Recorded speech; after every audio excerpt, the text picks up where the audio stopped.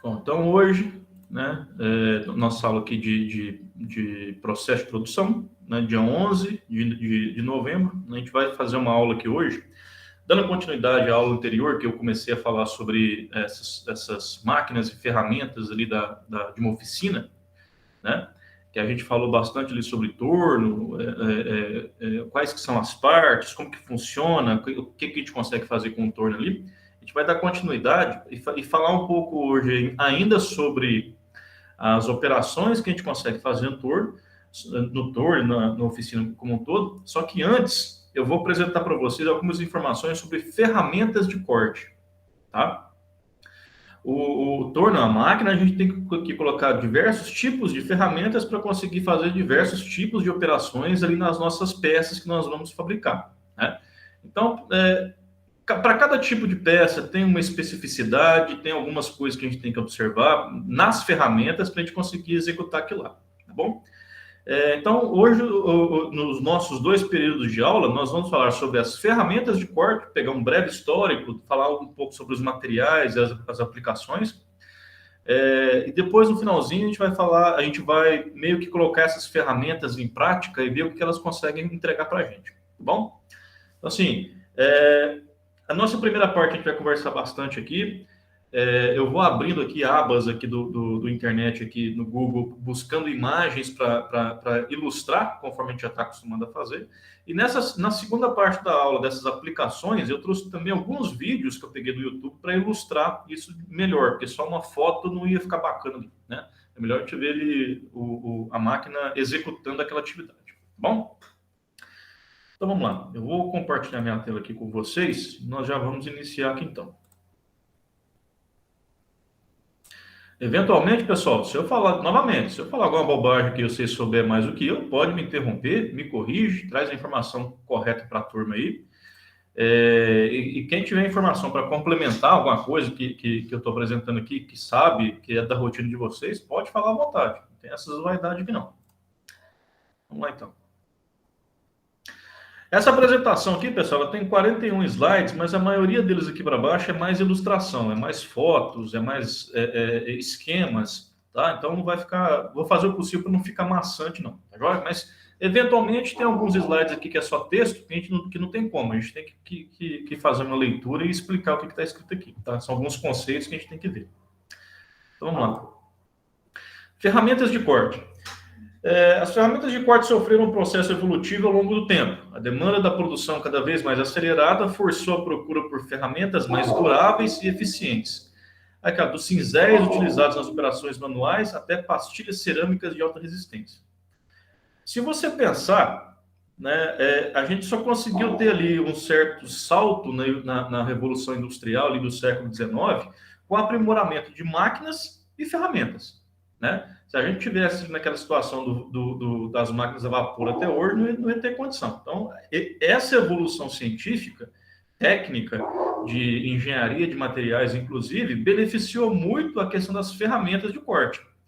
Por quê? Se eu preciso usinar uma peça metálica, eu preciso ter uma ferramenta que seja mais dura do que aquela peça que eu vou cortar, né? Não adianta nada eu ter ali um aço resistente que eu preciso usinar, que eu preciso dar uma forma para ele, e a minha ferramenta é mais macia, que eu vou chegar lá, a ferramenta não vai usinar o aço que vai usinar a ferramenta, né? Então, à medida que eu vou tendo capacidade de desenvolver metais, e mais para frente, né, não metais, outros materiais, mais resistentes do que os próprios metais que eu preciso usinar, vamos dizer assim, a minha ciência de usinagem, ela vai evoluindo com o tempo.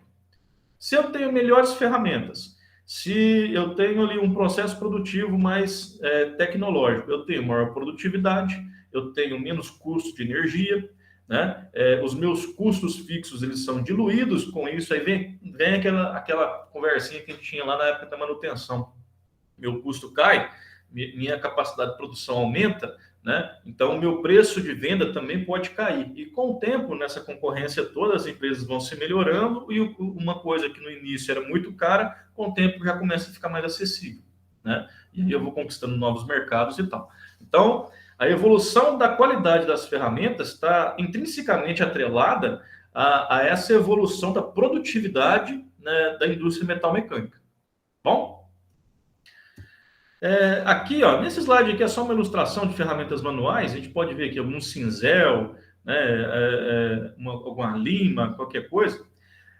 Eu preciso falar com vocês, no que tange a ferramenta manual, eu preciso falar com vocês sobre limas, né, me corrija se eu estiver enganado. Grosa é quando é aquela lima para madeira, não é? Não sei se estou fazendo confusão com os nomes, mas quando a gente vai utilizar algumas limas para metais, a gente chama de lima mesmo, tá? Você já deve ter visto o avô de vocês afiando a enxada lá com a lima, né? O avô não, a gente mesmo. Oi? O avô não, a gente mesmo. Nós mesmo, né? Eu também tenho uma lima. Ainda usa ainda. Quer ver? Passa numa faca.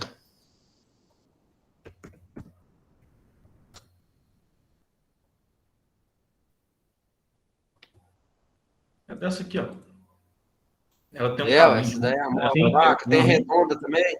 Isso, ela tem um cabinho de madeira aqui. E aí essa lima aqui, ela toma diversos formatos, né? Ela pode ser arredondada, né? Para você ali fazer o limado de uma superfície côncava, né? Ela é cilíndrica, ela pode ser triangular. Essa lima aqui, ela pode ser só de um sentido, do sentido duplo também, né? É muito usado isso daqui na oficina ainda. Se a gente estivesse fazendo ali oficina, aula prática, provavelmente eu ia passar uma atividadezinha para vocês para treinar isso aqui. Porque tem um macete para a gente utilizar a lima numa oficina. Você tem um jeito certo de colocar a peça na morsa lá, que ela tem que ficar bem travada, e você tem que desenvolver ali uma técnica de movimento para que você consiga fazer um aplanamento bem lisinho ali, sem ficar nenhum abaulado, né? A gente, quando está fazendo o processo de limagem ali, a gente tende a fazer assim com a mão de vez em quando. Aí você lima mais para baixo, lima mais para cima. A gente tem que treinar para conseguir fazer esse movimento bem retinho, para a gente conseguir uma superfície bem plana, tá? Dá para você ter ali uma lima de desbaste, né, para você cortar mais material, e lima de acabamento, que é aquela mais fininha. Mas eu não vou entrar muito nessa questão de lima aqui, não, que quando a gente for fazer, a gente entrar no módulo de ajustagem, né, que é outro módulo ali de oficina, né, aí eu tenho uma apresentação específica aqui que eu vou pelo menos teoricamente, passar para vocês os macetes para utilizar essa lima aqui de uma forma técnica para você conseguir fazer uma superfície bem plana ali, sem ficar aquele abaulado nas laterais. Mais para frente a gente vê isso. Hoje em dia, Jonathan, o povo assim, usa as coisas para limar, assim, mas é a lixadeira. Eles passam lixadeira, enxada, essas coisas assim. Fica bem melhor o corte. Mas às vezes, Luciano, a gente precisa, por exemplo, a gente tem uma lixadeira ali, um serviço grosso, amolar uma enxada, né, a gente tem que fazer um desbaste, né, para dar tirar um pouco de material de alguma coisa ali, para dar um acabamento e tal. A lima, ela é mais para eu vou até dizer isso, é para você precisão, fazer precisão. É justamente isso, porque se você tem um bloquinho lá que ele está com 11 milímetros, você precisa deixar ele com 10,5, não justifica você levar na plana, né? Vai na lima ali direitinho ali que você vai conseguir chegar na medida adequada, tá? Então, de fato, na lixadeira você mete bronca lá, você faz o que você precisar, né? Só que na lima ali você consegue o negócio ali com mais precisão. E com a técnica certinha, com o movimento, dá para você chegar na medida certinha ali também. Tá? Mas mais para frente a gente vê essa questão de lima. Não vamos perder muito tempo, porque tem bastante assunto para nós falar aqui. Mas, tá? Trabalho manual, eu vou explicar para vocês no futuro essa questão de fazer essa limagem aqui também. Tá bom? Vamos continuar aqui.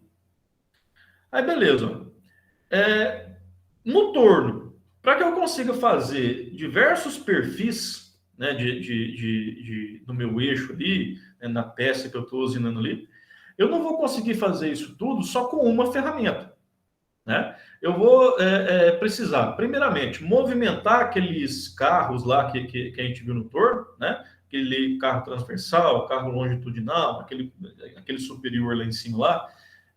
Nós vamos trabalhar com os movimentos relativos deles para a gente conseguir executar essas atividades na nossa peça. Se eu precisar fazer um torneamento cônico, eu vou dar um grau lá naquela peça, naquele cabeçote de cima lá, né? Vou travar e vou trabalhar e fazer o meu torneamento cônico, tá? Mas só movimentar esses carros, né? Não vai te trazer todas as funcionalidades que você precisa cumprir para fazer diversos perfis, tá? Por isso que eu tenho diversos tipos de ferramentas com diversos formatos diferentes para que eu consiga executar tudo que eu preciso. Por exemplo, eu vou fazer uma rosca, eu preciso ter uma ferramenta cuja ponta já seja no perfil que eu preciso executar aquela rosca. Se for uma rosca métrica, por exemplo, a ponta da minha ferramenta ela tem que ter 60 graus. Né? Se for uma rosca Whitworth, por exemplo, o perfil dela é de 55 graus, né? Esse perfil de rosca aqui. Se eu colocar aleatoriamente, e na hora que eu for colocar rosquear qualquer porca dele, simplesmente não vai entrar, né? Vai travar, vai rodar lá 2 fios e vai travar. Por isso que eu preciso, para fazer uma rosca, dependendo do tipo de rosca, eu vou precisar da ferramenta com a ponta adequada, né? E para cada uma dessas atividades aqui, ó, eu vou ter uma função diferente. Por exemplo, eu consigo ter uma ferramenta para desbaste, né? Eu tenho um perfil da ferramenta que ele vai comendo aqui lateralmente a minha peça para fazer esse desbaste aqui, ó. Se eventualmente eu preciso fazer um ângulo aqui, ó, um ângulo específico, deixar isso aqui, esse trechinho cônico, eu posso fazer isso aqui utilizando aquela angulação que eu falei lá daquele carro superior lá, né? Ou se não, às vezes não dá. Às vezes, que nem esse caso aqui, ó, essa ponta de eixo aqui impede que eu consiga movimentar aquele carro superior, né? O que eu faço? Eu vou providenciar uma ferramenta que já tenha uma angulação certinha para me fazer esse chanfrado aqui. Ok? E para cada uma dessas atividades aqui, eu vou ter uma ferramenta específica. Por exemplo, eu preciso aqui fazer um acabamento aqui de 90 graus entre o eixo, né, e essa parte que está planificada aqui, né? Eu tenho uma ferramenta específica para fazer, né?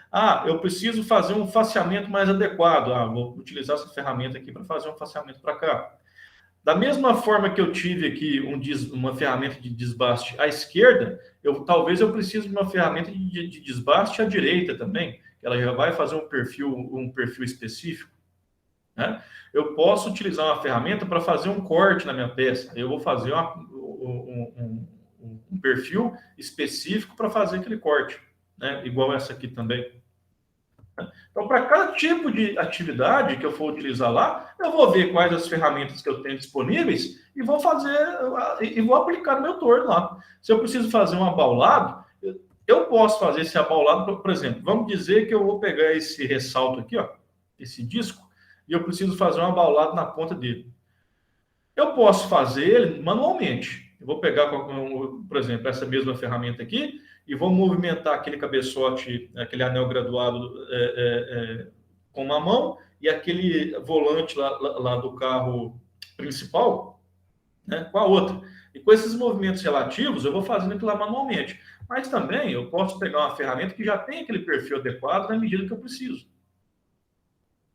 Entendeu? O que vocês têm que abstrair dessas informações? Que para cada atividade eu tenho que escolher uma ferramenta diferente.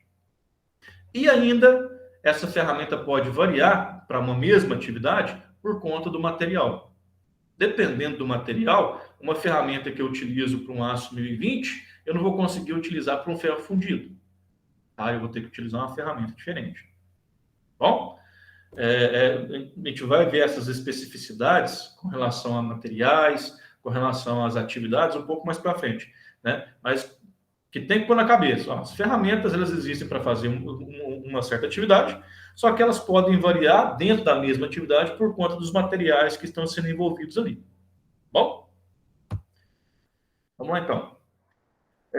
Características das ferramentas de corte. A principal característica de uma ferramenta de corte, que uma ferramenta de corte deve apresentar, é dureza a quente. Pô, eu estou trabalhando com isso daqui, eu estou cortando material. Isso aqui é aço, isso aqui é um metal duro, é um aço, né, mais resistente ainda. Eu tenho um baita atrito aqui. Atrito com esses materiais, eu vou ter aquecimento. John, mas a gente vai utilizar um óleo refrigerante, lubrificante aqui? Vai, né? Mas mesmo assim, né, a gente utiliza esses óleos para não danificar as peças, né, para a gente ter uma produtividade e tal. Mas mesmo assim, no momento que eu tenho aquele corte ali, eu estou gerando calor. E a minha peça e a ferramenta está esquentando. Né? Então, uma característica que eu preciso ter nessas ferramentas de corte é dureza a quente. Tá?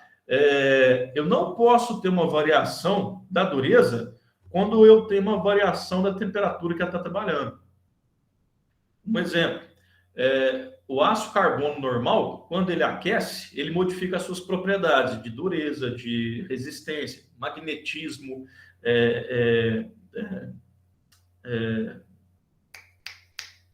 condutibilidade térmica, né? Todas essas questões do aço comum, quando ele é aquecido, varia um pouco, né?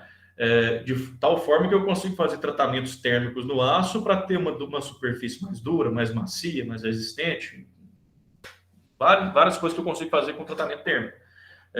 Cementação, nitratação, têmpera, tudo isso eu consigo fazer. Eu não quero isso na minha ferramenta. O metal da minha ferramenta ele tem que ser mais estável. A altas temperaturas, ele tem que ter uma dureza adequada e não pode variar muito ali, não. Bom? Para trabalhar metais, os principais materiais usados são os aços especiais, aço rápido e metal duro. A gente vai focar mais aqui em aço rápido e metal duro, que, vamos ser bem sinceros, é o que a gente vai trabalhar com 90% da nossa vida em oficina, a gente vai trabalhar com esses dois materiais para ferramentas. Tá? Os aços especiais foram, vamos dizer assim, que foram os primeiros a serem desenvolvidos lá atrás, no final do século XIX, começo do XX, que foi, vamos dizer assim, as primeiras ferramentas para a gente fazer usinagem de qualidade. Tá? Mas hoje está mais em desuso. O que utiliza aqui é o aço rápido, que eu vou mostrar para vocês qual que é, e o metal duro também. Tenho certeza que, se você teve a mínima vivência com oficina e usinagem, você já ouviu falar desses dois aqui. Mas eu vou apresentar, inclusive, com fotos e vídeos, tá bom? Entretanto, a maior dureza do metal duro é obtida em detrimento de sua tenacidade, resistindo menos a eventuais choques com a peça usinada. Uma comparação que eu faço, para vocês pegarem essa relação entre dureza e tenacidade, é o ferro fundido. Tá? Ferro fundido não é ferramenta, não, tá? Mas ele tem uma característica que é semelhante a essa questão aqui de tenacidade. O ferro fundido tem muito carbono, mais do que o aço normal. Para quem não sabe, pessoal, o ferro fundido é um aço que tem mais carbono do que um limite ali. Né? A gente começa ali, quando eu tenho ali ferro com umas 0,40% de carbono, eu começo a chamar aquilo lá de aço. À medida que eu vou aumentando o teor de carbono, eu vou aumentando a dureza do aço. Aí ele sai do 1020, vai para 1030, 1045, isso, e vai subindo. Tá? Até que chega ali por volta dos 4% de carbono, ele deixa de ser chamado de aço e passa a ser chamado de ferro fundido. Bom, quem ainda não tinha essa noção do que é um e o que é o outro, né, é a mesma coisa. O que muda é a questão do carbono que está misturado ali com o ferro. Quando ele tem menos carbono, você pode dar martelada que for, né, naquele aço lá, que ele vamos dizer assim, ele é muito tenaz, ele é mais macio, ele absorve impactos sem se deformar muito. Né? À medida que eu vou acrescentando carbono, eu vou ficando com menos tenacidade. Tenacidade, para quem não sabe, pessoal, o teste de tenacidade, eu acho que chama ensaio de Charpy. Eu pego uma barrinha com o meu aço e faço um chanfrado nele assim, de forma que fica quase como uma mordida no metal lá. Né? Aí eu coloco ele numa barra e levanto um martelo. No que eu solto esse martelo, ele bate, né, ali onde está chanfrado e vai ter uma deformação. Quanto mais deformar, mais tenaz o meu aço é. Né? Se ele quebra sem deformar, faz aquela fratura frágil, aí eu falo que ele tem menos tenacidade. O teste de tenacidade em metais é feito dessa forma. Eu acho que chama ensaio de Charpy. Depois a gente confirma.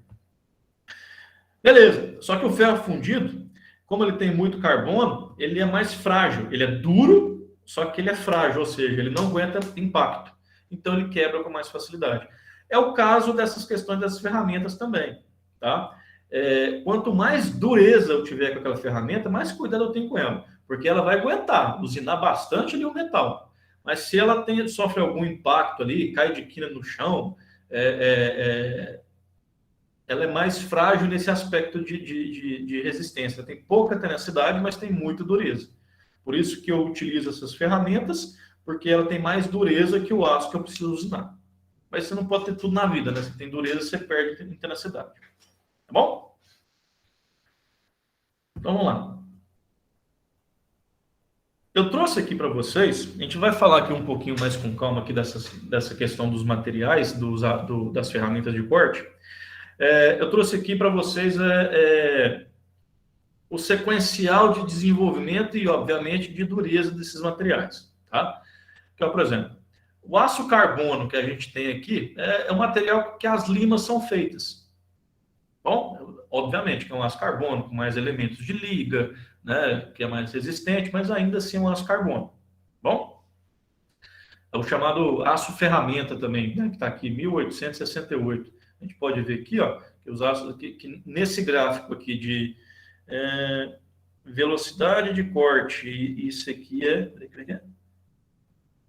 velocidade de corte, e esse aqui, eu acho que é RPM, acho que é isso. Mas o que ele traz aqui, ó, são tá ruim para ler isso aqui. Eu vou melhorar esse gráfico aqui depois, que não ficou legal essa legenda aqui não. Mas ó, podemos ler esse gráfico também como resistência e dureza desses materiais com relação à atividade de usinagem, né? De cara, eu tinha aqui, ó, esses aços ferramentas, que são esses aços carbonos aqui, ó, né? Que são os mais simples e mais frágeis deles. Bom, a lima, com o tempo, você vai ver que ela vai desgastando assim. Só de utilizar ela normalmente, ela vai desgastando. Tá? Já o aço rápido, que eu tenho certeza que vocês conhecem, eu vou mostrar uma imagem aqui para vocês aqui. Ele foi desenvolvido aqui nos anos 1900, mas ainda assim é utilizado em oficina hoje. Eu ouso dizer que nas oficinas comuns ainda é o mais utilizado, porque é barato, atende bem o que você precisa, é possível afiar ele, né? Você pode fazer afiações contínuas e reaproveitar aquilo lá. Né? Tanto é que você compra ele num bitzinho assim, de 4 polegadas, que você vai no esmeril lá e molda o seu gume de corte lá. Perdeu o corte, você vai lá e faz de novo. Tá?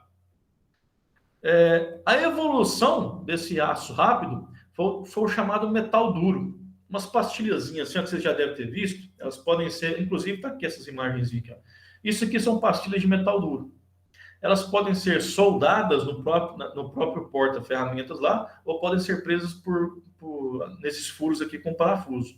Tá? Vou mostrar alguns videozinhos deles de como que esse metal duro trabalha, mas é muito mais produtivo com relação ao aço rápido. O aço rápido é produtivo? Muito produtivo. Você consegue fazer muita coisa com ele. Só que o metal duro é mais caro, só que você tem ali uma capacidade de trabalho muito maior. Se ele tem uma resistência tão maior, você consegue colocar velocidade de corte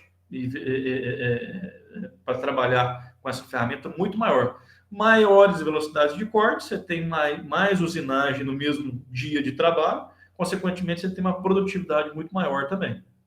Bom? Daqui para frente, ó, são materiais que existem, tá? São ferramentas que existem, mas que meio que fogem da nossa, vamos dizer assim, rotina diária de trabalho. Você vai encontrar essas ferramentas aqui em grandes centros de usinagem. Por exemplo, a Fiat aqui tem, né, a FPT, né, que é a fábrica de motor, de bloco de motor. Eles têm essas ferramentas, mas está lá naqueles centros de usinagem enorme, que tem aqueles cartuchos que vão trocando ferramenta automaticamente lá. Né? Por quê? Porque eles trabalham na produtividade gigantesca e eles precisam ter muita confiabilidade naquelas ferramentas. Não pode perder corte, eles trabalham muito rápido. Então, eles investem milhões para conseguir comprar essas ferramentas aqui. Esse Cermet aqui, ó, é um compósito misto de metal com cerâmica. E a evolução dele veio as próprias pastilhas de cerâmica para trabalhar. Bom, e ainda, né, o que tem o suprassumo hoje de ferramentas são esses materiais aqui, o PCBN, que é o policristalino nitreto de boro, um material muito tecnológico, e esse PCD, que é o policristalino de diamante. Tá? São ferramentas muito específicas, muito caras, utilizadas em grandes centros de usinagem para ter uma produtividade gigantesca ali. Bom, o que a gente vai focar... Deixa eu até pegar um negocinho aqui. Tá bom aqui. O que a gente vai focar vai ser aqui no aço rápido e nessas ferramentas de metal duro que eu vou trazer algumas ilustrações para vocês aqui. Bom, aqui é só um gráficozinho. Aqui, ó, foi até melhor, porque esse gráfico aqui está meio que traduzido aqui, ó. Velocidade de corte, resistência ao desgaste, dureza a quente. Quanto maior eu tiver esses dados aqui, ó, eu vou fazer um paralelo com a minha tenacidade. Ó, para você ver. Eu tenho muita tenacidade com aço rápido e esse aço rápido revestido aqui. Só que a minha velocidade de corte para ele é baixa. Vocês podem ver que aqui no alinhamento ela é bem baixinha. Então, apesar dela não se quebrar com facilidade, a minha resistência ao desgaste é baixa. O que eu preciso fazer, então? Eu tenho que baixar a minha velocidade de corte para não comer minha ferramenta já de cara no primeiro dia. Consequentemente, minha produtividade é um pouco mais baixa também. Tá, então eu vou usar o contrário, vou usar uma de diamante. Primeiro que ela é muito cara, eu consigo ter uma grande produtividade, então a minha produtividade tem que justificar o investimento para ter uma ferramenta dessa. Tá? E muito cuidado, né? Tem que ser uma máquina, um CNC muito bem regulado, para que essa ferramenta ela não vai quebrar, porque qualquer vibração ela vai dar problema. Então, meio termo, né, seria mais adequado. Né? Daí que vem essa questão de metal duro, que a gente vai observar aqui para frente. Aqui, o que é esse metal duro? Né? Quem que desenvolveu? Né? E quais as vantagens com relação ao aço rápido? Uma coisa que eu queria falar para vocês é isso aqui. Ó. Metal duro revestido e aço rápido revestido. Mas primeiro, vamos entrar aqui no Google, aqui, pegar algumas imagens. Ô, Jonathan. Pode falar. Esse cilindro que eles falam que é revestido de cerâmica, esse material de cerâmica é o quê? É cerâmica mesmo. Óbvio que não é aquela cerâmica que a gente pega lá no corgo e só aquece no forno. Não, é um material que ele não é metálico, né? Que é um material muito tecnológico, muito provavelmente, muito provavelmente não, né? As ferramentas, elas utilizam aquele processo de sinterização, né, que vai pegar aquela metalurgia do pó, aquele pozinho muito fininho, né, que sob grande pressão e altas temperaturas ele vai se aglutinar e eu vou chegar ali na forma que eu preciso. E a cerâmica, de fato, a vantagem dessa cerâmica, que não é metálica, né, então ele tem diversas propriedades diferentes,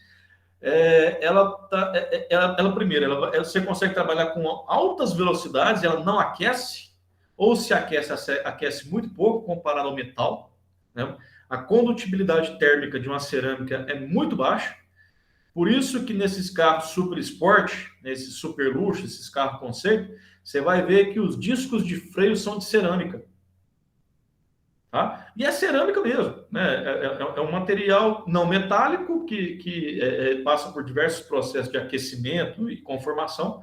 A gente vai que se consegue essas pastilhas, esses discos de freio lá. O motor também tem uns que é desse jeito já, o cilindro. Tem. Se você for pensar, por que o cilindro de um motor de alto rendimento costuma ser de cerâmica? Se a cerâmica ela transmite pouca temperatura, né, a condução térmica dela é baixa, então eu tenho menos perda de energia no motor. Né, porque grande parte da energia da combustão ali se perde em forma de calor, por isso que esquenta tudo ali. Se eu consigo pegar esse calor, restringir ele dentro do motor, eu consigo aproveitar ele para fazer outra coisa. eu não tenho perda de energia. Consequentemente, o mesmo combustível eu vou ter maior rendimento, eu consigo pegar aquele calor e canalizar ele para produzir eletricidade. Né? Dá para fazer muita coisa com isso. Mas, óbvio, caro com força. É uma coisa que num carro normal você não vai encontrar. E quando eu falo normal, não é um Gol, é um Civic você não vai encontrar, né? Num Corolla você não vai encontrar. Né? Por quê? Porque não justifica. Tá bom? Mas de fato, é cerâmica mesmo. Depois eu tenho um material aqui que fala sobre essa parte de cerâmica industrial. Né? Porque quando a gente ouve falar em cerâmica, a primeira coisa que a gente vê, lembra de jarro de porcelana, né? Não, cerâmica industrial voltada para desenvolvimento de materiais resistentes, ferramentas, discos de freio, essas coisas tudo. Tem material que depois eu mando para vocês. Tá bom? Isso aí não acaba, não, se ter cuidado também no motor. Não, acaba não. Coloca o anel ali e acabou. Se você tem resistência e não tem problema com transferência de calor, aquilo ali você vai dando manutenção no conjunto como um todo lá e acabou. Não é uma preocupação para você mais. Entendeu? Agora, se você não der manutenção naquilo, né, se aquilo ali danificar, aí você vai chorar numa verba boa, porque é caro. Ué, um kit cilindro dessas motos, essa moto assim mais simples, assim, 250, original passa de 3 mil. Só o cilindro, fora o pistão. Tá doido. Aí, tá vendo? Para uma moto. Boa parte dos carros da Fórmula 1 tem essa parte de cerâmica aí. Os carros de Fórmula 1. Não, os freios do carro de Fórmula 1, eu acho que é de cerâmica também. Para aguentar aquelas resistências todas lá, o que deve ter de tecnologia naquilo lá não, ela passa os limites de tecnologia, você sabe, né? Só a borracha do pneu lá é um cliente doido para fazer. Num pneu de Fórmula 1 tem aquele mesmo princípio que você não pode ganhar tudo na vida, né? Porque você compra um pneu, ele dura 60 mil quilômetros aqui, mas ele tem uma eficiência muito ruim de atrito com o solo, né? Por isso que a gente derrapa tanto. O carro de Fórmula 1 não, ele tem muita aderência, só que ele se perde rápido, por isso que ele não aguenta 300 quilômetros. Aí na corrida tem são 3 partes, né? No caso são 4 categorias, de 4 a 5, né? 4 tipos que você pode escolher. Esse tem os 2 de chuva, né? Os 2 tipos de chuva, intermediário e wet. E aí eles colocam uma gama. Aí eles têm uma tabela e tem a gama do pneu, quanto mais macio ao mais duro também, que vai variar de acordo com o país também, e a temperatura e condição climática. Isso. Aí você tem aquele pneu, o macio é o vermelho, o médio é o amarelo. O amarelo e o duro é o branco. Só que esse valor para eles também varia também de acordo com o autódromo. Isso. Por exemplo, o vermelho, que é o macio, ele tem diversos macios, né? Aí a Pirelli, acho que é Pirelli. A Pirelli manda para o país lá, para todo mundo lá, o que é adequado para aquela pista. Tem um caso, já que você está falando de Fórmula 1, Rafael, estou vendo que você gosta. Eu sou viciado. Pesquisa depois um GP de Indianápolis que teve só 6 carros de Fórmula 1 que largou. Eu conheço esse negócio. Foi por conta da Michelin, não foi? Um negócio assim? Que aí era a época das brigas entre os 2 pneus. Não, no caso, eu acho que foi por conta da Bridgestone. Que a Bridgestone, na época, tinha 2 fornecedores. Era a Bridgestone, verdade. Era a Bridgestone e a Michelin. A Michelin, acho que tinha 3 equipes, ou seja, tinha 6 carros, e o resto era tudo da Bridgestone. Aí a Bridgestone mandou para lá um pneu que na curva, o pneu traseiro esquerdo, na curva lá de Indianápolis, lá, e não estava aguentando a pressão, estava estourando. Aí todas as equipes que tinham o pneu Bridgestone não entraram na pista e só correram 6 carros lá com os pneus da Michelin. Né? 6 carros, 3 equipes, melhor dizendo. 3 equipes. Acho que foi a Ferrari, foi a Jordan e teve uma outra lá, que eu não lembro qual foi. Mas questão de materiais, tá vendo? Porque eu lembro, tinha outros que também. Eu lembro de ver esse caso depois, né? Não vou lembrar agora. Acho que foi de 2004, sei lá. Depois dá uma verificadinha. Mas é muito interessante, né? O pneu acabar daquele jeito, se for para olhar, né? comparar assim com o que eles produzem para Sim, consumidor assim de fora, assim, sem ser Fórmula 1, né? sim, mas se você for pensar, ele gasta tanto assim porque ele ganha em aderência. Se você, a É gruda no aderência chão. dele é tão Cara, é uma absurda. aderência a 300 e tantos quilômetros por hora, entendeu? Tipo Se uma você, freada brusca, se você quase. passar. E também esquenta muito, né? Esquenta e tem variação de temperatura muito grande, porque o freio está ali muito próximo, então você tem muito aquecimento. Imagina o que é um pneu dianteiro de um carro de Fórmula 1, numa frenagem a 320 para 80 por hora. Então, a resistência que ele tem que ter é muito grande Porque também. Monte Carlo é um exemplo. Pois é. Você Tal, sabe. freia vai Monte Carlo é tranquilo, né? Depois que você pega ali, você entra ali em Spa e faz a Rouge, né? Você tá quase 400 km por hora lá para frear depois. Né? é, Bom, já falando de Fórmula 1, vamos voltar aqui. beleza. Aqui, ó. Isso aqui, pessoal, é um bit de aço rápido. Tá vendo? Ele nada mais é do que vamos dizer assim, um prisma. Tá? Ele tem a medida aqui de 3/8, 4 polegadas é o comprimento dele aqui. 3/8 é essa medida dessa altura aqui. Tá bom? O que eu vou fazer com isso daqui? Eu vou pegar esse aqui, eu vou lá no meu esmeril, né? E vou criar esse perfil aqui de ferramenta. Deixa eu encontrar o slide certinho, que depois eu volto. Eu vou pegar aquela ferramenta, né? E vou criar esses ângulos aqui, né, no meu bit de aço rápido lá, para que eu consiga fazer esses ângulos aqui para me usinar a peça. Entendeu? Eu chego lá no esmeril, eu faço esse ângulo aqui, depois eu faço esse ângulo, e aí eu vou fazer esse ângulo aqui desse gume de corte aqui, numa angulação tal que eu vou quebrar o meu cavaco à medida que eu vou cortando aqui. Tá? Daqui a pouquinho eu vou falar sobre isso aqui.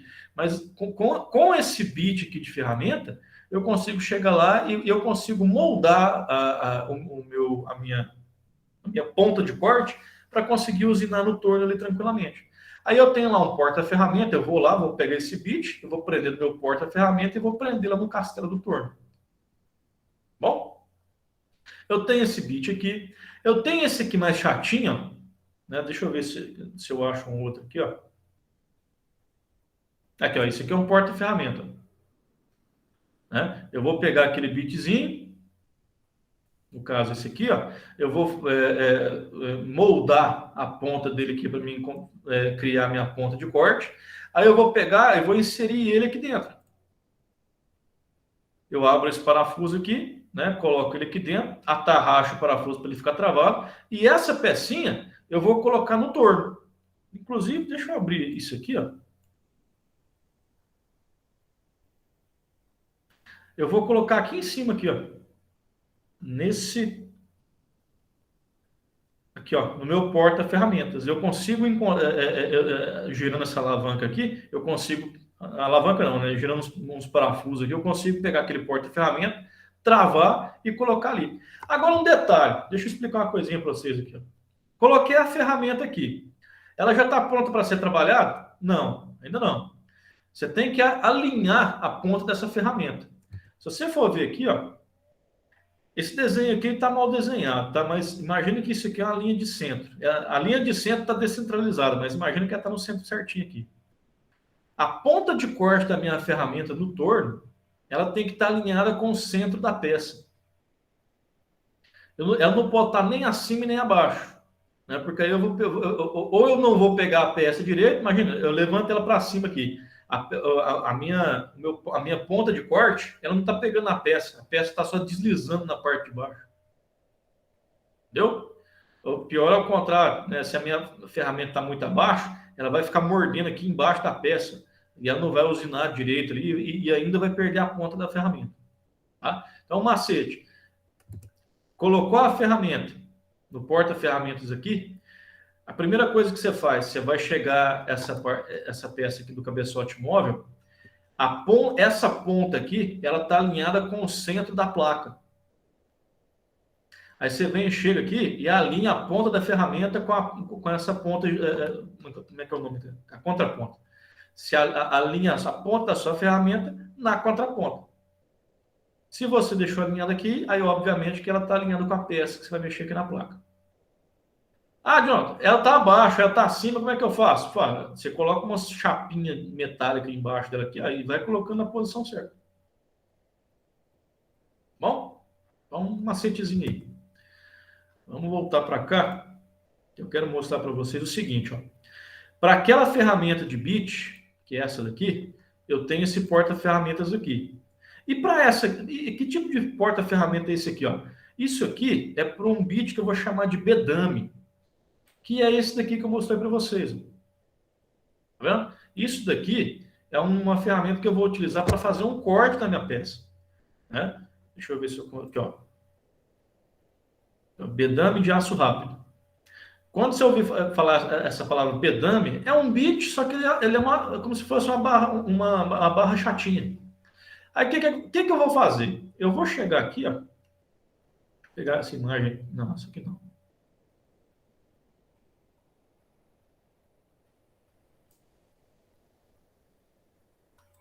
Esse aqui tá bom. Para fazer esse bedame aqui, cortar minha peça lá, eu vou ter que ir no esmeril também e vou ter que criar um ângulo de corte aqui para o meu cavaco sair. Deixa eu desenhar isso aqui bem porcamente. Mais ou menos isso aqui, ó.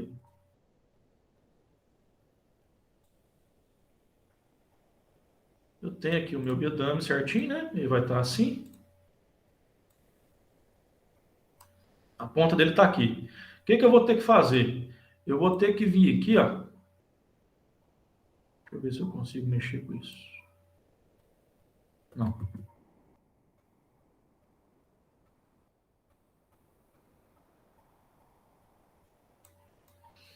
Eu vou ter que ir no esmeril e vou ter que fazer um ângulo aqui na ponta dele, né?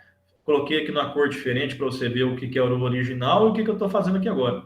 Eu vou ter que fazer um ângulo aqui nessa ponta para que eu consiga pegar essa pontinha, alinhar na minha peça aqui pelo centro. Ok? E aí, uma vez que isso aqui está rodando nesse sentido aqui, ó, né, que a minha peça está girando nesse sentido, eu vou entrando com o bedame e vou fazendo o corte da peça, até conseguir fazer um sangramento, tirar, desconectar uma peça da outra, tirar uma bolachinha da peça, né? Eu consigo fazer isso daqui. Para algumas ferramentas, para alguns materiais, por exemplo, se você for utilizar bronze, latão, você não precisa fazer esse ângulo aqui não. Por quê? Porque é um material muito macio, né? A própria natureza do material, você vai ver que o cavaco dele ele é muito poroso. Então, não precisa fazer. Ferro fundido, às vezes não precisa também fazer, não, porque a função desse ângulo aqui é pegar aquele cavaco que está sendo removido daqui e quebrar ele, para não formar aquele espiral de cavaco que eu já mostrei para vocês. Se naturalmente o meu material ele não forma esse cavaco, ele já vai esfarinhando à medida que eu vou cortando, aí não precisa, eu posso pegar o bedame inteiro, colocar lá e trabalhar. Mas se eu for trabalhar com algum aço, é necessário fazer esse ângulo aqui para que eu consiga fazer esse quebra-cavaco. Ok? Bedame aqui. Aí eu vou pegar esse bedame, vou encaixar aqui dentro dessa ferramenta, girando esse parafuso de trava aqui, ó. E aí, novamente, eu vou lá, volto e travo aqui no meu porta-ferramenta e vou trabalhar com ele. Tranquilo? Nem ficou tão horroroso isso aqui, deu para explicar direitinho. Vamos voltar aqui.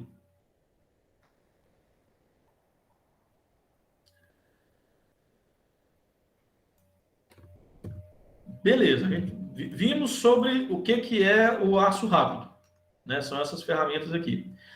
Agora, eu vou mostrar para vocês ferramenta de metal duro.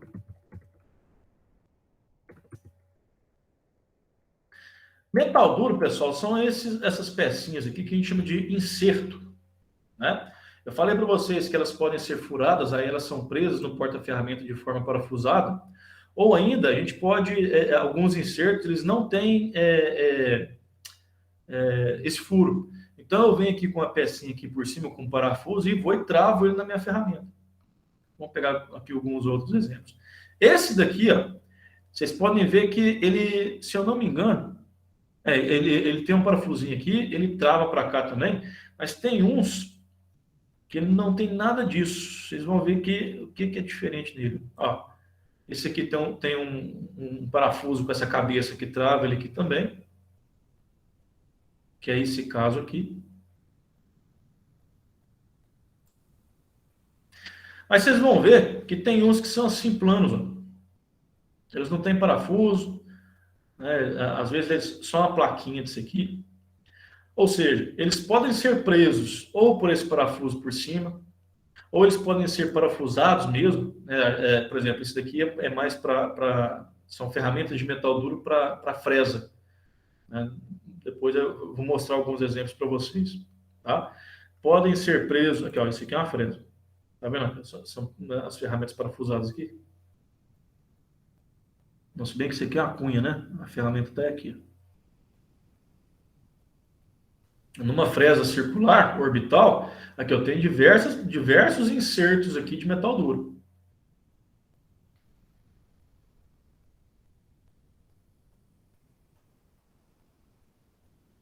Ou seja, para cada tipo de atividade eu vou ter um diferente. Aí eu vou lá no catálogo, por exemplo, da Sandvik e vou ver qual que é a ferramenta mais adequada, né? Porque às vezes eu estou comprando uma ali muito cara, né, que eu posso comprar uma mais barata que vai atender.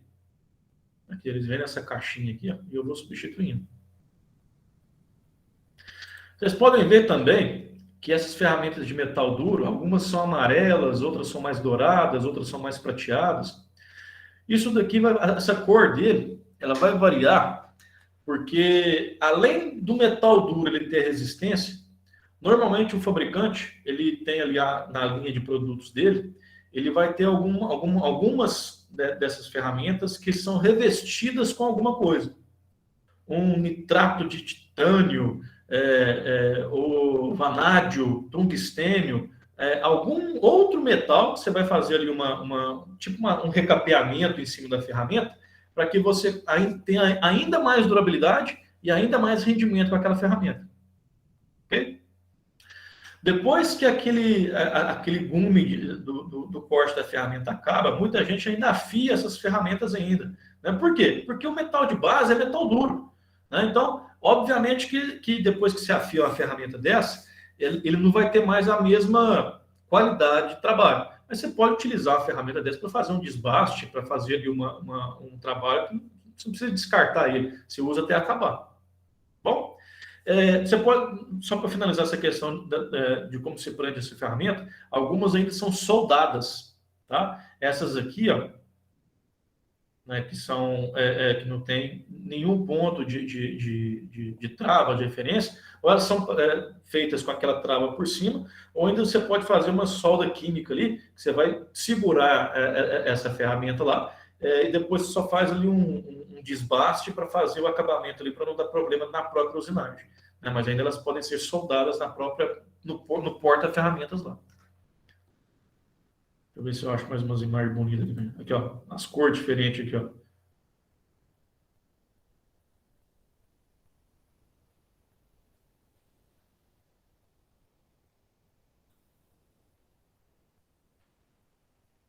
Aqui, ó, por exemplo, esse aqui é uma broca.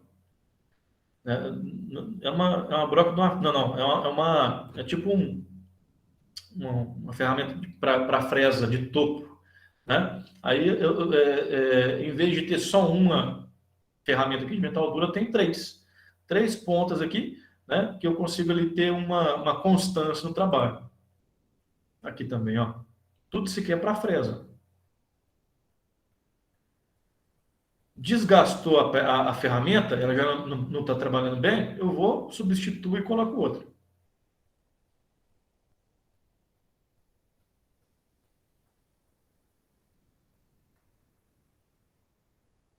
Tranquilo, pessoal? Algum de vocês já trabalhou com isso? Pessoal que já mexeu com mecânica de oficina. Aqui, ó, por exemplo, essa aqui são soldados, tá vendo? Todas elas aqui são soldadas nesse porta-ferramentas aqui. Do que eu falei para vocês, aquele bit que é usinado, não, esse aqui também é a ferramenta que está soldada aqui em cima.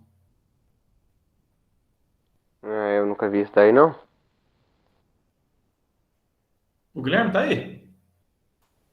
Nunca nem cheguei perto de um turno. É bacana, mano. Eu acho da hora. Eu gostava de ficar vendo vídeo no YouTube, mas nunca vi um real mesmo. Não, a gente vai, se Deus quiser, no semestre que vem, vocês vão estar formados, mas a gente vai fazer uns encontros aí no sábado aí e eu vou mostrar umas coisinhas boas para vocês. Essa semana eu tive aqui numa empresa aqui em Divinópolis aqui, fazer um orçamento. Aí tinha um torno lá, eu tirei uma foto, vou mandar no grupo para vocês. Aí. Lembrando meus tempos de Senai. Quer ver? Esse dia que eu fui em Cambela aqui numa papelaria aqui, não sei se os meninos já passou lá, eu nunca tinha visto não, mas achei da hora, é um negócio, é tipo um negócio de laser que fazer negócio com... Lá na HP? Isso, eu achei que lá da hora demais, isso. Você já viu que lá já, William? É da hora, não é?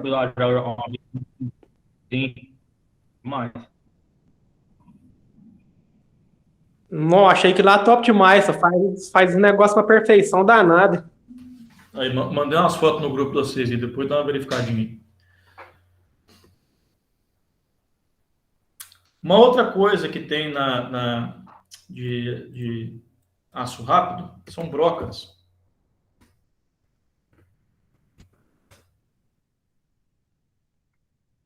Vendo? Essas brocas aqui, ó, que a gente... Essa daí é o caso que você falou, essa quebra facinho, quebra. dependendo. Mas tem que saber operar direitinho, né, William? Porque às vezes o cara tá lá com... Isso, é o que você falou, ela é resistente de uma forma, né? Isso. E às vezes o cara tá forçando ela de algum outro jeito, tá usando a broca errada, né, para um metal diferente, ou a broca que não é adequada, né? E aí vai colocar a culpa na própria broca. Mas a gente já viu que tem uma cacetada de tipos de broca diferentes, que tem as afiações adequadas, né, para poder tirar. Por exemplo, essas brocas aqui, ó, que vocês podem ver que tem essas pontas amareladas, além de ser brocas de aço rápido, elas têm esse revestimento que eu falei para vocês ainda, né? No caso aqui, ó, brocas de aço rápido, titânio. Significa que isso aqui, ó, é tipo um nitreto de titânio, tá? A gente coloca ali um revestimento para ter uma maior durabilidade, uma vida longa dessa broca. Deixa eu pegar aqui uma broca de centro. Isso aqui também é uma broquinha. É uma broca de centro. Eu vou utilizar uma broca dessa, eu vou tirar essa contraponta aqui, vou colocar um mandril, vou colocar essa broca de centro nesse mandril e vou aproximar. Né? Vou girar esse volantezinho assim e a broca vai avançando um pouquinho para mim conseguir fazer aquele furo de centro na peça, para depois colocar uma broca maior para ir alargando esse furo aqui no meu torno. Tá? A gente utiliza essa broca de centro para isso. E ela também é de aço rápido. As pontinhas delas aqui com o corte ficam aqui. Né? E aí, normalmente eu costumo furar até chegar nessa parte aqui. Ó. Até começar a chegar. Não avanço muito não, para não desgastar a broca. Bom?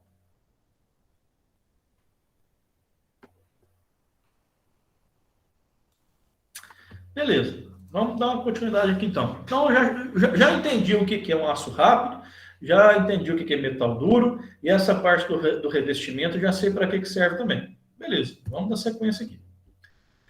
Vamos ver aqui quais que são os esforços que aparecem nessa ferramenta e por que ela tem que ter resistência adequada para resistir a essa cacetada de coisa aqui. Ó. A ferramenta tem que ter resistência à compressão. Se você for olhar aqui, ó, eu estou comprimindo esse metal aqui à medida que o eixo está girando em cima da ferramenta. Né? Então tem que ter resistência à compressão, não pode quebrar com compressão não. Resistência à flexão e tenacidade. Né? Eu tenho esforços muito grandes aqui em cima da minha ferramenta e ela tem que ser tenaz o suficiente para não deformar com esse esforço que está chegando. Né? Você lembra aquele negócio de tenacidade? A capacidade de absorver energia sem se deformar. Além de ser tenaz, eu tenho que ter um equilíbrio para ter dureza, porque a minha dureza tem que ser maior do que o metal que eu estou cortando. Né? Eu tenho que ter resistência a quente, né, que é o que eu estou procurando, porque não adianta nada ter dureza a frio e quando ele esquenta ela perde essa dureza, porque ela trabalha em condições de temperatura aqui. Então tem que ter resistência a quente. Resistência à oxidação. Eu vou trabalhar com essa ferramenta com diversos metais. Eventualmente, esses metais podem reagir com a ferramenta. Eu vou trabalhar aqui com alguns líquidos, fazendo ali a minha refrigeração. Eventualmente, alguns deles são à base de água, inclusive, né? Então, eu tenho que ter confiança que a minha ferramenta não vai oxidar com o tempo. Ela não vai aparecer pontos de ferrugem ali de alguma natureza, né, que vão danificar aquela ponta para danificar o acabamento que eu estou fazendo na peça. O gume tem que ser resistente para manter essa aresta de corte por mais tempo. Tá? Tem que ter resistência à abrasão, obviamente, né? Que a gente tá com esse esforço de abrasão que a gente vai fazendo essa atividade de desbaste, de acabamento. Pequena tendência à fusão e caldeamento. O que é caldeamento? Aqui, ó, como eu estou trabalhando com isso aqui com altas temperaturas, dependendo do tipo de ferramenta, se ela for de baixa qualidade, o metal da ferramenta vai reagir com o metal da peça em alta temperatura. Caldeamento é quando pedaços aqui do meu metal que eu estou cortando, eles meio que se fundem em cima da minha ferramenta e fica colado nela. Uma vez que eu tenho esse caldeamento em cima da ferramenta, eu vou ter ali uma sobreposição da minha linha de corte, da minha aresta de corte ali. Consequentemente, eu perco a qualidade do meu serviço. Por quê? Porque a minha aresta de corte foi encoberta por um metal que não está saindo ali. O cavaco, ele se fundiu e solidificou em cima da minha ferramenta. Ele não saiu vazado.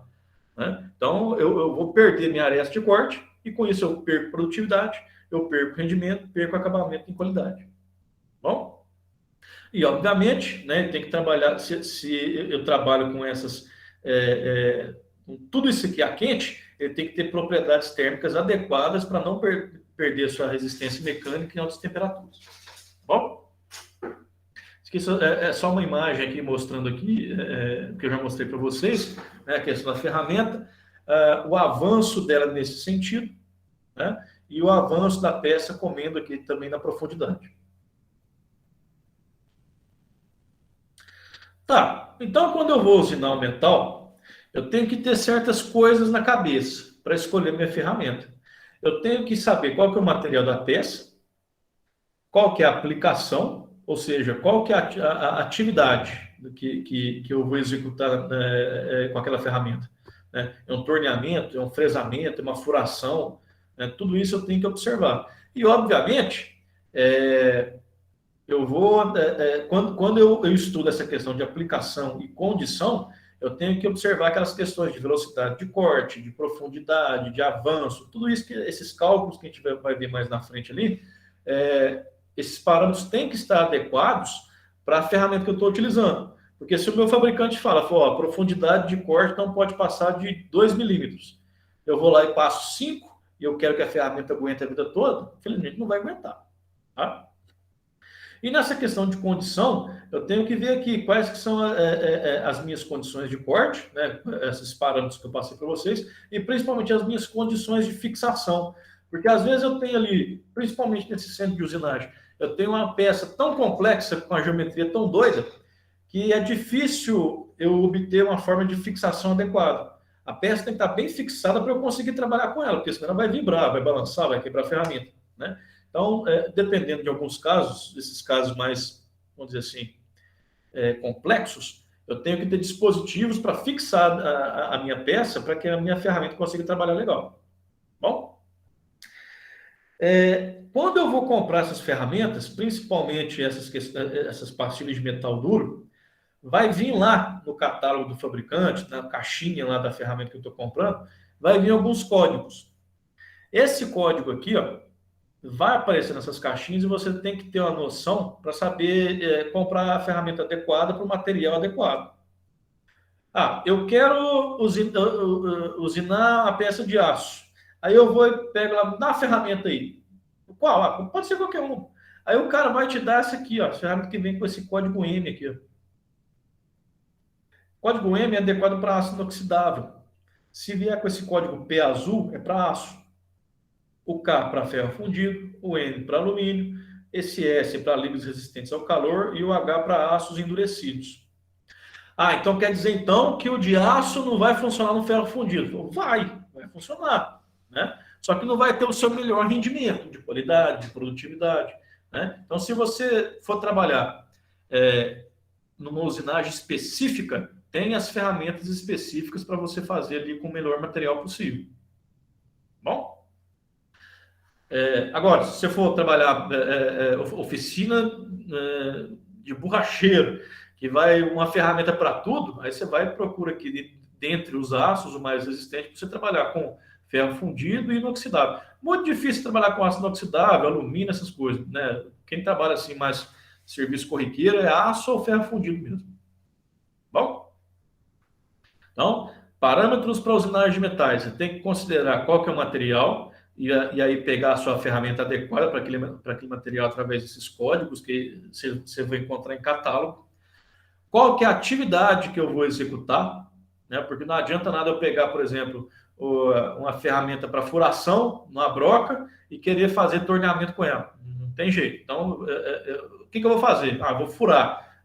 Vou fazer um fresamento, vou fazer uma plana. Né? Então, beleza. Vou pegar aqui dentro do meu grupo de aços, que, por exemplo, eu vou pegar as ferramentas adequadas para mim utilizar nessa aplicação. Agora? Eu peguei aqui algumas observações para falar sobre esses aços, esses tipos de aços de ferramenta. Falar bem brevemente algumas informações aqui, só para complementar o que a gente já comentou aqui, tá? Os aços ferramentas se caracterizam por sua elevada dureza e resistência à abrasão, geralmente associada a boa tenacidade e manutenção das propriedades de resistência mecânica em elevada temperatura, tá?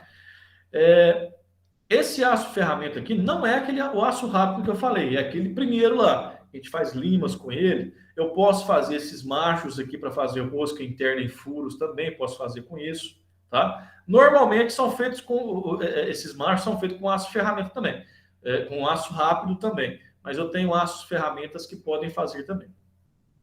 Olha, aqui, ó. Tanto é que a área de aplicação deles são áreas, vamos dizer assim, menos nobres, materiais de baixa velocidade de corte, usinagem de aços doces com velocidade de corte baixa, broca para uso doméstico. Ele até coloca aqui, ó, brocas de hobby e ferramentas para carpintaria. Já o aço rápido, que é aquele que eu mostrei o vídeo para vocês, vocês vão encontrar também que nesses bits vocês vão encontrar 3 letrinhas, que é o HSS, que é High Speed Steel, ou aço rápido, que a gente chama aqui, né? Ele tem essa composição aqui de elementos de liga, né? E é apropriado para tratamento térmico. Para aumentar a vida útil do aço rápido, as ferramentas são às vezes revestidas por uma camada de outro metal ou composto, que é aquele revestimento que eu falei para vocês. Dentre as características desse aço rápido, eu tenho temperatura limite de trabalho até 600 graus, dureza de 60 a 67 ROC. Vocês lembram quando a gente falou lá em rolamentos sobre essa questão de dureza? Né? Vou mostrar uma tabela para vocês lá e tal. Foi em rolamentos? Acho que foi. Tanto é que esse padrão aqui de dureza, de 60 a 67 ROC, é o mesmo padrão de resistência dos rolamentos. Está ali na mesma faixa da ordem de grandeza ali. Então é bastante coisa. Maior resistência à abrasão em relação ao aço ferramenta que a gente viu anteriormente, ou seja, ele dura mais e eu consigo velocidades de corte maiores com eles, então tem maior rendimento. Só que o tratamento térmico desse tipo de aço é complexo, então não se justifica muito fazer tratamento térmico para aço rápido, não. Bom? À medida que eu vou inserindo elementos de liga nesse aço rápido, eu vou conseguindo propriedades diferentes que vai me entregar bits diferentes que eu posso encontrar no catálogo. Então, por exemplo, se eu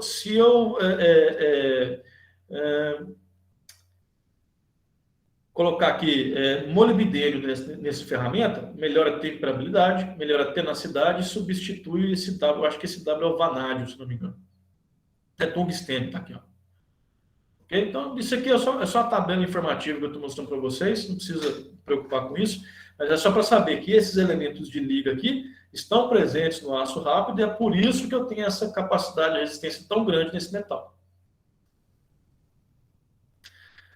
Ferramentas para todas as operações de usinagem, desbaste, para fazer rosca, enmaxe com cocinete, brocas, escariadores, tudo isso é encontrado no mercado com aço rápido. E essa pontinha amarela aqui, ó, é porque essa broca aqui ela foi revestida com algum material para dar ainda mais resistência com o tempo.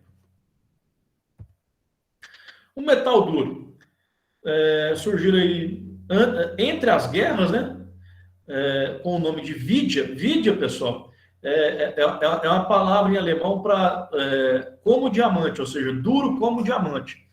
Só que aí a gente começou a chamar de Vidia aqui, porque um dos primeiros fabricantes dessa fábrica, fabricantes alemães, né? A fábrica chamava Vidia. Aí vinha para cá com o nome Vidia lá do fabricante, aí a gente começou a chamar aqui, uma coisa do Bombril. Lã de aço virou Bombril aqui no Brasil. Metal duro é composto de carbonetos e cobalto responsáveis pela dureza e tenacidade, respectivamente. Ou seja, elementos de liga no aço que vão trazendo mais resistência para ele. A Vidia, também conhecida como carboneto cimentado, carbolói ou metal duro, é um material usado em usinagem mecânica consistindo em partículas de carboneto de tungstênio rígidas, embutidas em uma matriz metálica. É produzido através do processo de sinterização, ou seja, os pós finos dos componentes são misturados, pressionados e depois aquecidos, mantendo uma alta pressão para que os grânulos de pó se unam para formar uma única peça. Isso significa que os metais duros não são metais reais, mas os carbonetos ligados por um metal. Bom? Só resumindo, sinterização, tem lá, eu já falei para vocês, negócio de metalurgia do pó. Esses pós eles são comprimidos numa certa temperatura, são conformados e ficam nesse formato aqui dessas ferramentas. Bom, tendo essas propriedades. Metal duro, características: elevada dureza, elevada resistência à compressão, elevada resistência ao desgaste, possibilidade de obter propriedades distintas dos metais duros pela mudança específica dos carbonetos e das proporções do ligante, ou seja, com materiais base diferentes, eu consigo propriedades diferentes.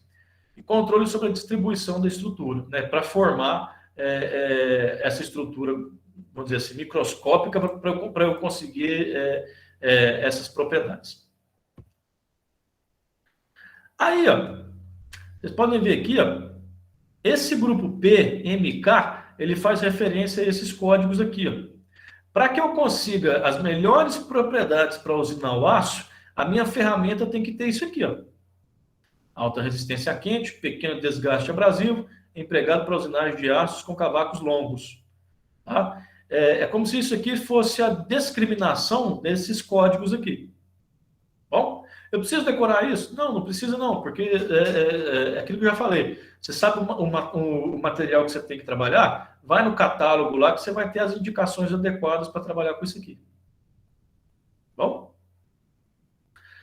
Aqui, mais uma informação. Classificação dos metais duros. Divididos em 3 grupos, PKM, aqui, e classificados de acordo com a tenacidade e a resistência ao desgaste, de acordo com uma numeração. Dentro de uma categoria aqui, dessa categoria P, azul, eu tenho aqui, ó, cor azul, e dentro dessa categoria eu vou, vamos dizer assim, diminuindo mais ainda, afinando mais a minha categorização. P1, P10, P20, até P50. À medida que eu vou aqui, ó, à medida que eu vou descendo de P1 para P50, eu tenho maiores velocidades de avanço e tenho maior tenacidade da minha peça.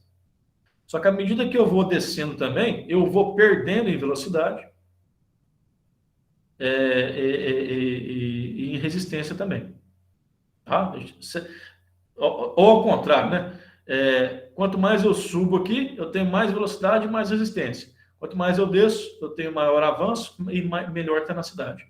Tudo para as 3 categorias aqui. Quando a gente vai falar de produtividade, então, nessas capacidades de trazer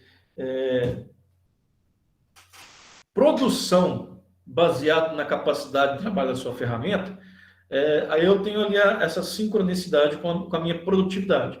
Produtividade é um termo diversificado, é difícil encontrar algo que maximize a proporção entre o que se entra versus o que se sai na cadeia de produção, né? Eu tenho ali a entrada de matéria-prima e eu vou sair com o produto acabado lá na frente. O tempo que eu levo para fazer isso vai depender do meu processo, das minhas máquinas e das minhas ferramentas. Quanto maior produtividade eu tiver com as minhas ferramentas, maior produtividade eu vou ter. Normalmente é uma combinação de diversos fatores que realmente fazem a diferença, como velocidade de avanços maiores, vida útil previsível de ferramentas, menor quantidade de refugos. Refugo é a peça que perdeu medida, que estragou, né? que deu problema e não consigo recuperar, então é refugo. Menos troca de ferramentas, né? Porque a própria troca de ferramenta leva um tempo, quanto mais troca de ferramenta, menos produtividade eu tenho. Por isso que os CMCs, eles têm aquele castelo lá com 10, 15 ferramentas já posicionadas, que eles só fazem a substituição girando aquele castelo. Disponibilidade de produtos e treinamento técnico. Essas características vão aumentar a minha produtividade. No que tange a ferramenta, eu posso aplicar aquele PDCA, aquela técnica do PDCA para aumentar a produtividade, né? Eu fiz um ajuste de ferramenta, vou verificar, beleza. Preciso fazer um ajuste, fiz o ajuste. Aí eu vou implantar aquele ajuste, eu vou verificar, agir, planejar e fazer, né? Naquela metodologia do PDCA, eu vou pensar numa melhoria, eu vou implantar ela. Uma vez implantada, eu vou pegar aqueles dados, vou analisar eles, né? E vou propor melhorias, e vou fazendo novas melhorias, e vou fazendo esse ciclo contínuo para aumentar a minha produtividade. Ok? A parte meio teórica aqui foi meio complicada de ficar lendo isso aqui tudo, né? Mas daqui para frente aqui eu já tenho aqui mais imagens e informações, eu acho que vai ficar melhor. Nessa parte das ferramentas, então, eu tenho aqui, principalmente nesse bit que eu vou usinar, eu tenho que ter aqui esses ângulos necessários para que eu consiga, primeiro, ter corte e dispersar o cavaco e dispersar o calor. Tá? Como que eu vou fazer isso aqui? Ó? Com essas três arestas que eu vou, com essas três faces que eu vou criar aqui no meu esmeril lá em cima do meu bit, eu vou criar essa pontinha aqui. Ó. Essa ponta, essa quina, é que eu vou conseguir fazer o meu corte na peça. Tá? E à medida que eu tenho ali uma profundidade no corte, no torno ali, né, vamos dizer que eu vou tirar 2 milímetros de uma vez. Né? Eu não vou ter só essa ponta aqui trabalhando, não. Eu vou ter mais parte dessa superfície aqui, ó, dessa aresta, trabalhando também. Tá? Então, o que é importante aqui? Eu tenho que fazer essa superfície e essa superfície de forma que eu consiga produzir uma quina que ela fique afiada. Essa aresta toda precisa estar apta a fazer corte.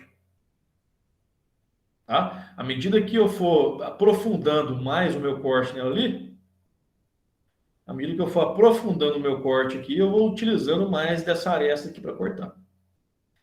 Vocês vão perceber que esse ângulo aqui, ó, ele é meio quebrado de 45 graus aqui para baixo.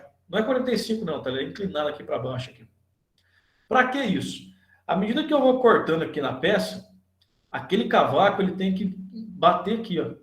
Ele deslizando aqui nessa superfície, isso aqui vai ter um ângulo suficiente para produzir a quebra daquele cavaco. Tá vendo? É importante esse ângulo aqui para que ele continue amassando o cavaco que saiu da peça e com isso ele vai quebrando isso aqui para não formar aquele espiral grande lá. E esse ângulo aqui, ó, essa superfície que eu vou formar aqui, que eu vou mostrar aqui para vocês, que é essa aqui de baixo, ela é importante para que eu consiga fazer uma dispersão de calor aqui por baixo também.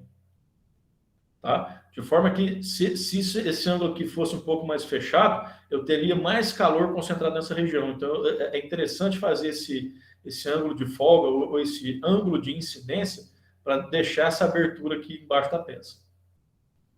Bom? Dando continuidade aqui, então, eu posso ver que o ângulo da cunha é o que faz aqui o meu corte. E esse ângulo de saída é onde eu vou ter a quebra do cavaco. Mais para frente, pessoal, quando a gente for estudar os cálculos técnicos, eu vou passar aqui esses parâmetros certinho para vocês, quais que são os ângulos que eu preciso ter, tá? Vamos pegar a parte conceitual primeiro, que depois a gente vai vendo. Bom? Estudo do cavaco. Deixa eu ver aqui como é que está de hora. Tem mais uns minutos aqui antes do intervalo, né? Bom que depois a gente fica mais para a parte da usinagem em si. Só falar um pouquinho desses cavacos aqui, depois a gente vai para o intervalo. Vamos falar um pouquinho do cavaco. O cavaco é material removido do tarugo durante o processo de usinagem, cujo objetivo é obter uma peça em forma de dimensões definidas. Então, eu já falei para vocês que eu tenho aqui a minha ferramenta que vai fazer o corte do material. Essa lasquinha que sai formada é o cavaco, e a minha intenção é fazer com que ele se quebre antes de sair da ferramenta. Porque se ele ficar fazendo aqueles cabelinhos de anjo lá, né, é ruim, que pode cortar uma pessoa, ele vai ocupar muito espaço, é difícil manusear aquilo lá. Então, a minha intenção com esses ângulos aqui é cortar a peça com facilidade e o que saiu ir quebrando antes de abandonar a própria peça. Cavaco contínuo, que é o que eu não quero. Cavaco cisalhado e cavaco arrancado. Tá? O cavaco cisalhado ou arrancado, ele vai depender aqui do ângulo da ferramenta e do material. Por exemplo, eu tenho aqui o cavaco, quando eu estou usinando a peça, ele vai cisalhando, ele vai criando essas trincas aqui, ele quebra e sai. Alguns materiais, conforme eu falei para vocês, que é o ferro fundido, bronze, o zinco não, mas o latão, né? Ele já vai sair meio que poroso para cá e vai sair nesse cavaco tranquilamente aqui. Né? O aço ele tem esse comportamento aqui mais para cá e por isso eu preciso ter esse ângulo para ir quebrando o meu cavaco. Mecanismo de cavaco contínuo, que é aquele primeiro que a gente viu lá. O cavaco é formado continuamente devido à ductilidade do material e à alta velocidade de corte. Como a força de corte varia muito pouco devido à contínua formação do cavaco, a qualidade superficial é muito boa. Bom? Cavaco cisalhado. O material fissura no ponto mais solicitado. Ocorre ruptura parcial ou total do cavaco. A soldagem dos diversos pedaços de cavaco é devido à alta pressão e temperatura desenvolvida na região. O que difere um cavaco cisalhado de um contínuo, aparentemente, é que somente o primeiro apresenta um serrilhado nas bordas. Isso aqui, pessoal, é mais complicado falar assim na leitura. Seria interessante ter os cavacos na mão ali para a gente ver, tá? Vou pedir um esforço de vocês para acompanhar aqui com essa leitura aqui, porque é mais técnico, teórico mesmo. Eu vou dar um jeito de conseguir umas fotos de uns cavacos assim diferenciados, porque só isso aqui, essa imagem aqui não está legal não.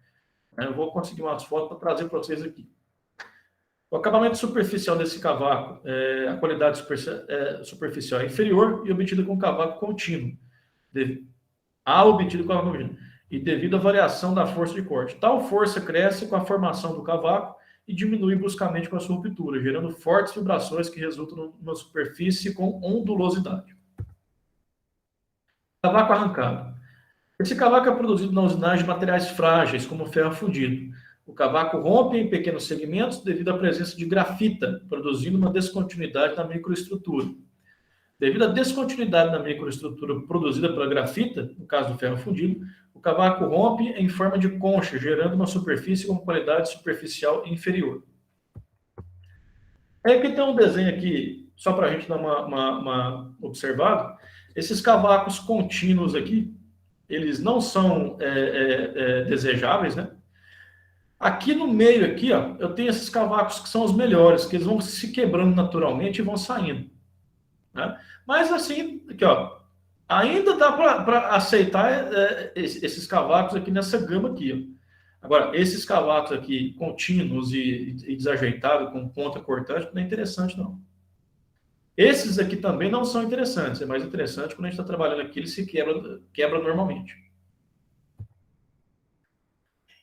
Formas dos cavacos. Os indesejáveis. Cavacos longos oferecem risco ao operador, obstruem o local de trabalho. Né? Quando você pega um torno ali que está cheio de cavaco, você vê lá, vai cair um cavaco para tudo quanto é canto, lá esse cavaco comprido.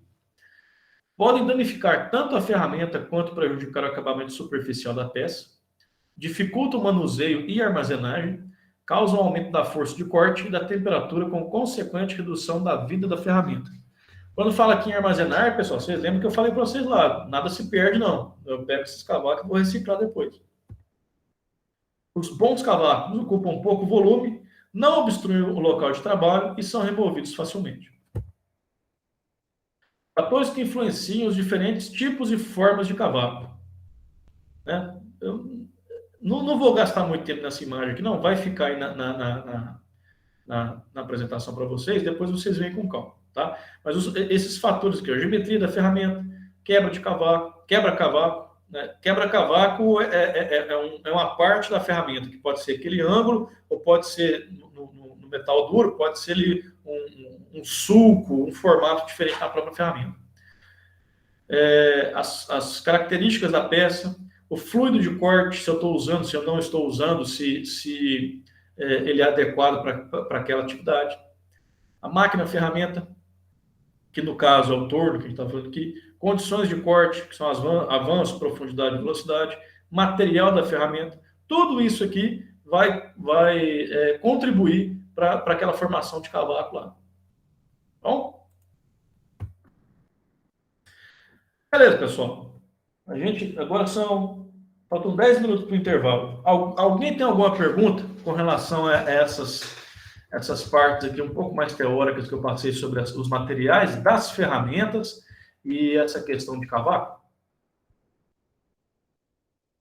Um comentário?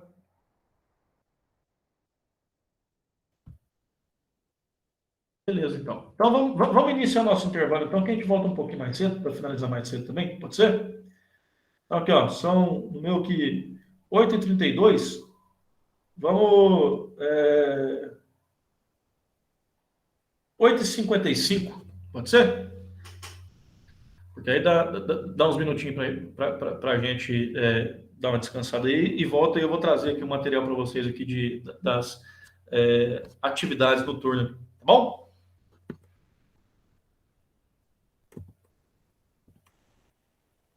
Beleza. Beleza, então. Eu vou interromper a gravação dessa aula também, porque senão fica um arquivo lá de 3 horas e fica complicado para vocês depois. Mas permanece aberta a sala, tá? Só vou interromper a gravação. Valeu?